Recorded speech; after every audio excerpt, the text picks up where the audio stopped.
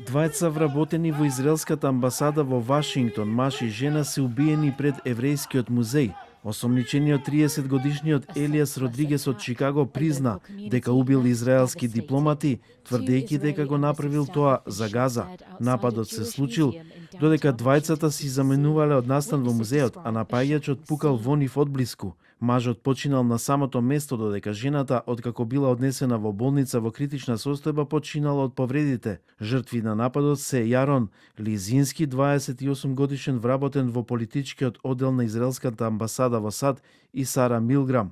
Откако го извршил нападот, осомничениот се обидел да влезе во зградата на музеот, преправајќи се дека е сведок на пукањето. Побарал помош од обезбедувањето на музеот пред да одлучи да и се предаде на полицијата. Убиецот наводно чекал полицијата да пристигне пред да ја преземе одговорноста за нападот, велејќи дека го сторил тоа во знак на протест против израелската политика. Според полицијата, осомничениот го признал нападот по апсењето. За време на испрашувањето рекол дека пукал за Палестина.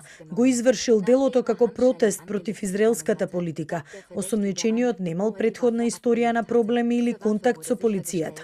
Јарон и Сара беа наши пријатели и колеги. Тие беа во својот најдобар период. Целиот персонал на амбасадата е скршен и потресен од нивното убиство. Нема зборови со кои може да се опише длабочината на нашата тага и ужас поради оваа ужасна загуба, соопшти израелската амбасада во Вашингтон. Израелскиот амбасадор во САД изјави дека младиот човек кој беше убиен купил прстен со намера да ја предложи брак на својата девојка во Ерусалим следната недела. Американскиот председател Доналд Трамп го осуди пукањето, нарекувајќи го ужасно. Овие ужасни убиства што се случија во Вашингтон, јасно засновани на антисемитизам, мора да престанат сега. Омразата и радикализмот немаат место во САД. Сочувство до семејствата на жртвите. Жално е што вакви работи се случуваат. Бог да ве благослови сите. Израелскиот премиер Бенјамин Нетањаху рече дека е шокиран од убиствата.